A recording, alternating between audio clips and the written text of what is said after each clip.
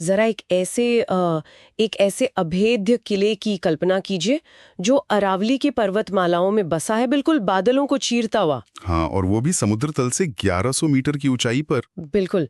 और सबसे हैरानी की बात यह है कि इस किले की बाहरी दीवार 26 किलोमीटर लंबी है। मतलब चीन की दीवार के बाद दुनिया में दूसरी सबसे लंबी दीवार। सही कहा। और इसे बनने में कोई 1-2 साल नहीं, बल्कि पूरे 15 साल लगे थे। लगातार पत्थरों को तराशा गया। हाँ, एक अकल्पनीय इंजीनियरिंग का अजूबा है ये। पर इस विशाल संरचना के बिल्कुल केंद्र में एक ऐसा गहरा रहस्य छिपा है जो इंसान को सच में सोचने पर मजबूर कर देता है। आप उस मानव बलिदान की बात कर रही हैं ना? जी बिल्कुल। इस पूरे अजय दुर्ग का नक्शा, मतलब इसके मुख्य द्वार से लेकर इसके सबसे ऊंचे महल तक की दिशा एक इंसान के कटे हुए सिर और धड़ के गिरने की जगह पर तय की गई है। ये वाकई एक ऐसा दृश्य है जो एक बार दिमाग में बैठ जाए तो आसानी से नहीं निकलता। देखिए, इतिहास की किताबों में तो अक्सर हम सिर्फ ईंट पत्थर राजाओं के नाम पढ़ लेते हैं। हाँ, बस तारीखें याद कर लेते हैं। बिल्कुल। पर आज के इस गहन विश्लेषण में हमारे पास बहुत सी खास चीजें हैं। राजस्थान के कुंभलगढ़ किले के विस्तृत दस्तावेज हैं, कुछ बहुत ही दुर्लभ ऐतिहासिक डायरियों के नोट्स हैं, और विजुअल साइलेंस, या जिसे हम दृश्य मौन कहते हैं, उसकी कला से जुड़े कुछ रेफरेंस भी हैं। एकदम सही। तो आज हमारा मकसद सिर्फ इस इमारत का इतिहास बांचना नहीं है। हम ये समझने वाले हैं कि कैसे भूगोल की रणनीतिक समझ, इंसान का अंधविश्वास और बेहतरीन इंजीनियरिंग, ये सब मिलकर एक ऐसा इकोसिस्टम तैयार करते हैं जिसे बाहर से कोई दुश्मन कभी भेद ही नहीं पाया। तो शुरुआत उसी विशाल दीवार से करते हैं जिसने कुंभलगढ़ को अजय बनाया। मेवाड़ के शासक महाराणा कुंभा ने 1443 में इसका निर्माण शुरू करवाया था। हाँ, और 1458 तक चला था ये काम। पूरे 15 साल की जद्दोजहद। मतलब इतनी ऊंचाई पर जहां सांस लेना तक मुश्किल होता है, वहां 26 किलोमीटर लंबी और 5 से 8 मीटर चौड़ी दीवार खड़ी करना कोई मजाक नहीं है। बिल्कुल नहीं। कहा तो ये भी जाता है कि इस दीवार पर एक साथ 7 घोड़े दौड़ सकते थे, इतनी चौड़ी थी ये। अरे वाह। पर ये सिर्फ एक चार दीवारी नहीं थी, है ना? ये दरअसल मेवाड़ की हरी भरी पहाड़ियों और मारवाड़ के सूखे रेगिस्तान के बीच एक बहुत ही सख्त सीमा रेखा खींच रही थी। हाँ, और इस भौगोलिक विभाजन के पीछे की रणनीति बहुत गहरी थी। देखिए, उस दौर में मेवाड़ की राजधानी चित्तौड़गढ़ हुआ करती थी, जो कि एक पठार पर बना है। बिल्कुल। चित्तौड़गढ़ बहुत भव्य है, पर वो सपाट पठार पर है। मतलब दुश्मनों का वहां तक पहुंचना अपेक्षाकृत आसान था। महाराणा कुंभा को एक ऐसी जगह की सख्त जरूरत थी जो प्राकृतिक रूप से एक ढाल का काम करे। तो कुंभलगढ़ की लोकेशन उनके लिए परफेक्ट थी। हाँ, ये अरावली की इतनी ऊबड़ खाबड़ और पथरीली चोटियों के बीच छिपा है कि वहां तक किसी भी बड़ी सेना का अपने भारी हथियारों के साथ पहुंचना ही एक बुरे सपने जैसा था। तो एक तरह से मुझे ये लगता है कि ये दीवार और ये किला उस दौर के मेवाड़ साम्राज्य के लिए एक एंशिएंट पैनिक रूम की तरह काम कर रहा था। एक पैनिक रूम? हाँ, ये एक बहुत ही दिलचस्प तुलना है ना? मतलब एक ऐसा सुरक्षित कमरा जहां पूरे राज्य पर संकट आने पर शाही परिवार छिप सके। एक पूरे रेगिस्तान और पहाड़ी इलाके को दीवार से बांट देना उस जमाने का एक बहुत बड़ा जियोपॉलिटिकल मास्टर स्ट्रोक था। इसमें कोई शक नहीं है। महाराणा कुंभा सिर्फ योद्धा नहीं थे, उन्हें भूगोल की भी गहरी समझ थी। वो जानते थे कि प्राकृतिक बाधाएं सेना से ज्यादा बड़ी रक्षक होती हैं। मतलब रेगिस्तान पार करो, फिर अरावली चढ़ो। हाँ, और फिर इस 26 किलोमीटर लंबी पत्थर की दीवार से सिर टकराओ। आधी सेना तो इस रास्ते में ही अपना मनोबल तोड़ देती होगी। सही बात है। पर इतनी विशाल संरचना को बनाने का सफर खुद में बहुत रहस्यमयी है। हमारे स्रोतों में एक वाक्य का जिक्र है जो सच में रोंगटे खड़े कर देता है। वही दीवार के बार बार गिरने वाली घटना। जी, जब इस दीवार का निर्माण शुरू हुआ तो एक बहुत अजीब सिलसिला शुरू हो गया। दिन भर मजदूर खून पसीना एक करके दीवार खड़ी करते और अगली सुबह जब वो काम पर लौटते तो वो पूरी दीवार मलबे में तब्दील मिलती। हाँ, और ऐसा एक दो बार नहीं, बार बार होने लगा था। बिल्कुल। और ये सिलसिला तब तक नहीं रुका जब तक एक बहुत ही भयानक शर्त पूरी नहीं की गई। और वो शर्त थी स्वैच्छिक नरबलि, मतलब अपनी मर्जी से किसी इंसान की बलि। ये बहुत डरावना है ना? तो वहां रहने वाले एक तपस्वी ने, जिन्हें लोग भैरवनाथ का अवतार मानते थे, महाराणा कुंभा को एक सलाह दी। उन्होंने कहा कि इस पहाड़ी इलाके में एक देवी का प्रकोप है जो निर्माण रोक रही है, और इसे शांत करने के लिए किसी को अपनी जान देनी होगी। हाँ, लेकिन सबसे हैरान करने वाला मोड़ ये था कि किसी और को ढूंढने के बजाय उन तपस्वी ने खुद अपनी बलि देने का प्रस्ताव रखा।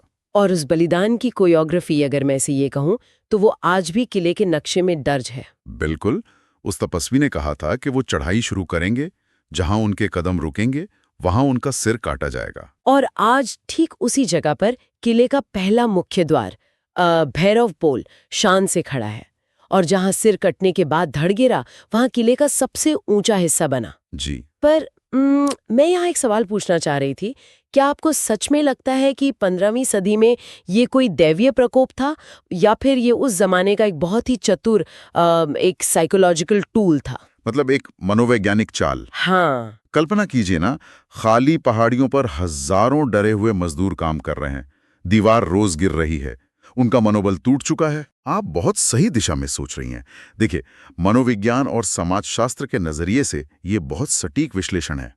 उस दौर में आज जैसी इंजीनियरिंग या मिट्टी परीक्षण की तकनीकें तो थी नहीं। हाँ, सॉइल टेस्टिंग वगैरह तो होता नहीं था। बिल्कुल, हो सकता है कि पहाड़ी की ढलान या नींव सही ना होने के कारण दीवार गिर रही हो, पर मजदूरों में तो अंधविश्वास फैल गया होगा कि जगह शापित है। तो डर को भगाने के लिए एक उससे भी बड़ी आस्था की जरूरत थी। एकदम सही। तपस्वी का बलिदान एक मनोवैज्ञानिक मास्टर स्ट्रोक था। उसने मजदूरों के मन से शाप का डर निकाल दिया। उन्हें यकीन हो गया कि अब जगह पवित्र है और उनकी मेहनत बेकार नहीं जाएगी। और उसी सामूहिक विश्वास ने उस दीवार को खड़ा कर दिया। मतलब डर की जगह एक अटूट आस्था ने ले ली। बिल्कुल। और इस आस्था का असर सिर्फ दीवार तक सीमित नहीं था। अगर हम इस घेरे के अंदर झांकें तो एक पूरी अलग ही दुनिया नजर आती है। ये सिर्फ एक मिलिट्री बेस नहीं था।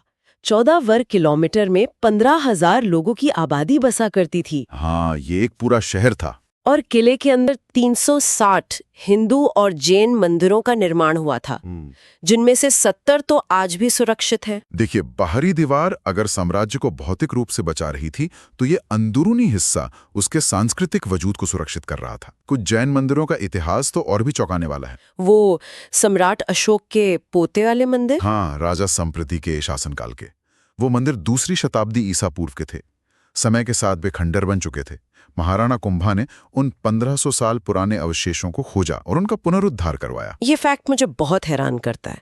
मतलब महाराणा कुंभा, जिन्होंने 32 किले बनवाए, एक महान योद्धा, वो अचानक एक मॉडर्न आर्कियोलॉजिस्ट की तरह सोचने लगते हैं। वो सिर्फ बना नहीं रहे थे, सहेज भी रहे थे। हाँ, और वहाँ एक शिव मंदिर में 5 फीट ऊंचा शिवलिंग स्थापित है। हाँ। मैंने पढ़ा कि महाराणा कुंभा का शारीरिक कद इतना विशाल था कि उन्हें उस 5 फीट के शिवलिंग पर जलाभिषेक करने के लिए नीचे बैठना पड़ता था। अरे बाप रे! महाराणा कुंभा की ये पूरी छवि बहुत जटिल है। पुराने मंदिरों को खोजना सिर्फ धर्म का मामला नहीं था, ये सत्ता को वैधता देने का एक तरीका था। वो कैसे? जब एक शासक अपनी सीमाओं के भीतर प्राचीन सभ्यताओं के प्रतीकों को जिंदा करता है, तो वो दुनिया को बता रहा होता है कि उसका साम्राज्य सिर्फ सैन्य विजय का नतीजा नहीं है, वो एक महान सांस्कृतिक विरासत का रक्षक है। समझ रही हूँ। पर इस सांस्कृतिक विरासत को दुश्मनों की नजरों से बचाना भी तो जरूरी था। तो मंदिरों की शांति से निकलकर थोड़ा किले के रक्षा तंत्र, यानी इसके डिफेंस सिस्टम पर बात करते हैं। हाँ, इसे यूं ही अजय दुर्ग नहीं कहा जाता। सुरक्षा के लिए इसमें कुल 9 दरवाजे हैं। 9 दरवाजे? और उन्हें पार करना तो नामुमकिन ही था। हनुमान पोल नाम के दरवाजे का सिस्टम ही देख लीजिए। उस पर लोहे की बेहद मोटी और नुकीली कीलें लगाई गई थीं। उन कीलों के पीछे एक पूरा युद्ध विज्ञान था। मध्यकाल में बड़े दरवाजों को तोड़ने के लिए हाथियों को एक जीवित तोप के गोले की तरह इस्तेमाल किया जाता था। हाथी दौड़ कर आते थे और सिर मारते थे। बिल्कुल, हनुमान पोल की वो नुकीली कीलें इसी हमले को बेअसर करने के लिए थीं। जैसे ही हाथी पूरी गति से दरवाजे पर सिर मारता, वे कीलें उसके सिर में गहरे तक धंस जाती। उफ, ये बहुत क्रूर है। क्रूर है, पर अचूक था। दर्द से बौखलाया जानवर आगे बढ़ने के बजाय पीछे मुड़ता और भगदड़ में अपनी ही सेना को कुचलने लगता था। दुश्मन की ताकत उसी के खिलाफ इस्तेमाल हो जाती थी। सच में, ये दुश्मन के रणनीति को पलटने का खौफनाक तरीका था। पर मुझे जो सबसे ज्यादा इम्प्रेस करता है, वो है अंदर महीनों तक टिके रहने की व्यवस्था। आप पानी की सप्लाई की बात कर रही हैं? हाँ, अगर बाहर दुश्मन ने घेरा डाल रखा है, तो अंदर 15,000 लोगों को पानी कहाँ से मिलेगा? इसका जवाब किले की दीवारों में है। दीवारों में जो सुराख थे वो सिर्फ तीर चलाने के लिए नहीं थे। वो बारिश के पानी को अंदर लाने के लिए भी थे। बिल्कुल, बारिश की बूंद उन छेदों से गुजरती, सीढ़ियों के नेटवर्क से बहती, रास्ते में पत्थरों और रेत से नेचुरली फिल्टर होती और टैंकों में जमा हो जाती। ये आज के modern automated rain water harvesting system जैसा है। एकदम, ये एक विशालकाय पत्थर के स्पंज की तरह था। इसी इंजीनियरिंग का नतीजा था कि 1457 में गुजरात के शासक अहमद शाह प्रथम ने हमला किया और वो नाकाम रहा। और फिर मालवा के महमूद खिलजी ने भी कोशिश की थी, है ना? हाँ, 1458 से 1468 के बीच उसने कई बार घेराबंदी की, पर हर बार खाली हाथ लौटना पड़ा। अरावली की चढ़ाई, 26 किलोमीटर की दीवार, 9 दरवाजों का चक्रव्यूह और अंदर पानी राशन का भंडार। कोई भी सेना इसे भेद नहीं सकती थी। इसी वजह से ये मेवाड़ के वीरों की पनाहगाह रहा। 1535 में चित्तौड़ घिरने पर 13 साल के उदय सिंह को यही लाया गया। और 1540 में यही महाराणा प्रताप का जन्म हुआ। हाँ, ये किला हमेशा एक ढाल बना रहा। पर अब कहानी का एक ऐसा मोड़ आता है जो इस अजेय होने के भ्रम को पूरी तरह चकनाचूर कर देता है। आप कुंभलगढ़ के सबसे स्याह अध्याय की बात कर रहे हैं, 1468 की वो घटना। जी, जिस महाराणा कुंभा ने 15 साल मेहनत करके ये किला बनवाया, जिसने क्रूर हमलावरों को खदेड़ दिया, अब उसी कुंभा की हत्या इसी सुरक्षित किले के अंदर कर दी गई। और हत्यारा कोई बाहरी नहीं था, वो उनका अपना सगा बड़ा बेटा था, उदय सिंह प्रथम, जिसने सत्ता के लालच में अपने पिता का खून कर दिया। ये इतनी गहरी विडंबना है कि इंसान अंदर तक झकझोर जाता है। मतलब हमने हाथियों को रोकने के लिए कीले देखी, 27 किलोमीटर की दीवार देखी, सब धराशायी हो गया। जो बाहरी दुश्मन बड़ी तोपों से एक पत्थर नहीं हिला सके, वो काम किले के केंद्र में सत्ता की भूख ने कर दिया। तो मेरा मानना है कि दुनिया की सबसे मजबूत दीवार भी आपको तब नहीं बचा सकती जब खतरा आपके अपने घर के अंदर पैदा हो जाए।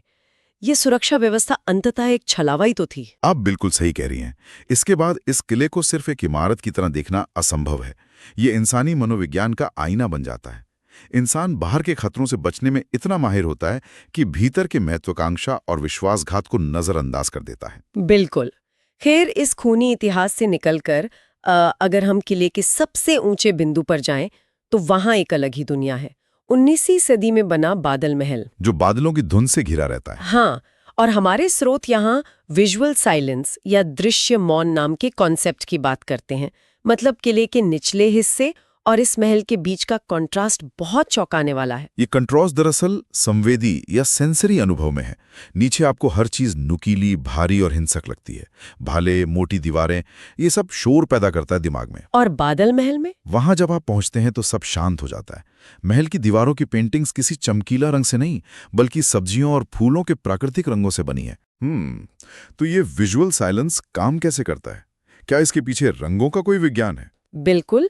कृत्रिम रंग रोशनी को आक्रामकता से रिफ्लेक्ट करते हैं, आंखों में चुभते हैं। लाल और सुनहरे रंग सत्ता का शोर मचाते हैं, लेकिन सब्जियों वाले ये मठमैले रंग रोशनी को सोख लेते हैं। तो आंखों को सुकून मिलता है? हाँ, वो बहुत म्यूट होते हैं। नीचे घटे हिंसक इतिहास के ठीक ऊपर ये कला एक तरह का मनोवैज्ञानिक मलहम बन जाती है। ये बहुत खूबसूरत सोच है। और इसी महल के जनाने हिस्से में रानियों के लिए खास झरोखे भी बने थे। हम जानते हैं कि उस वक्त पर्दा प्रथा कितनी सख्त थी। बिल्कुल, महिलाओं को बाहरी नजरों से अलग रखा जाता था। तो ये झरोखे ऐसे डिजाइन थे कि अंदर वेंटिलेशन रहे और रानियां बाहर का नजारा देख सकें बिना किसी की नजर में आए। ये वास्तुकला का बेहतरीन उदाहरण है, जहां सामाजिक बंदिश को इंजीनियरिंग से सहूलियत में बदल दिया गया। पर अगर मैं थोड़ा अलग नजरिए से सोचूं, क्या ये झरोखे सिर्फ बंदिशों का प्रतीक थे या फिर उस दौर की महिलाओं के लिए एक तरह का वन वे मिरर थे? वन वे मिरर मतलब जहां से आप सबको देख सकें पर कोई आपको न देख सके। हाँ, बिना देखे जाने के डर के बाहरी दुनिया को ऑब्जर्व करने का एक सशक्त टूल। ये बहुत ही पावरफुल पर्सपेक्टिव है। हम इतिहास को सिर्फ दमन के चश्मे से देखते हैं, पर इंसान हर बंदिश में अपनी जगह ढूंढ लेता है। वो झरोखे उन महिलाओं के लिए सत्ता को देखने का एक सुरक्षित कैमरा थे। मौसम, सेना, प्रांगण की हलचल, सब पर नजर। हाँ, और जो देखता है सत्ता उसी के पास होती है। बिना खुद को दिखाए दुनिया पर नजर रखना शक्ति का एक बहुत ही शांत रूप है। बिल्कुल। तो अगर हम आज की इस पूरी यात्रा को समेटें, तो एक बहुत गहरी तस्वीर उभरती है। 15 साल की मेहनत, 1100 मीटर की ऊंचाई पर 26 किलोमीटर की अजेय दीवार। एक तपस्वी का सिर कटवाना। हाँ, और हाथियों को चीरने वाले दरवाजे, और इन सब के बीच एक महान शासक जिसे कोई दुश्मन नहीं हरा पाया, पर उसी के किले में उसका बेटा उसकी जान ले लेता है। कुंभलगढ़ सिर्फ पत्थरों का ढांचा नहीं है, ये इंसान के डर, आस्था, इच्छा शक्ति और विश्वासघात का जीता जागता महाकाव्य है। और मुझे लगता है कि इस गहन चर्चा में आज के इंसान के लिए भी एक बहुत बड़ा सबक छिपा है। बिल्कुल, हम सब भी तो अपनी जिंदगी में अपना खुद का एक कुंभलगढ़ गढ़ रहे होते हैं ना। हाँ, ये दिलचस्प है। मतलब हम भी दीवारें बनाते हैं। हाँ, खुद को आलोचनाओं और दुखों से बचाने के लिए। कभी हम रुतबे की दीवार बनाते हैं, कभी बैंक बैलेंस की, कभी अपने करियर की। हमें लगता है कि ये दीवारें हमें सुरक्षित रखेंगे। पर कुंभलगढ़ का विरोधाभासी इतिहास हमें चेतावनी देता है कि सबसे बड़े खतरे बाहर से नहीं आते। सबसे घातक वार हमेशा भीतर से होता है, हमारे अपने अहंकार से या कभी-कभी हमारे अपनों से। हम बाहरी सुरक्षा पर इतना ध्यान देते हैं कि अंदर की दरारों को भूल जाते हैं। खैर, आज के इस चर्चा को खत्म करते हुए मैं एक सवाल छोड़ना चाहूंगी जो हम सबको सोचना चाहिए। जी। सोचिए, आज से 600 साल बाद भविष्य के लोग जब इतिहास के पन्ने पलटेंगे तो वे हमारे बनाए गए इन आधुनिक किलों को देखकर क्या सोचेंगे? चाहे वे हमारी डिजिटल दुनिया के जटिल पासवर्ड्स हों या हमारे घरों की ऊंची दीवारें या रिश्तों के इर्द गिर्द खींची गई सीमाएं। बिल्कुल।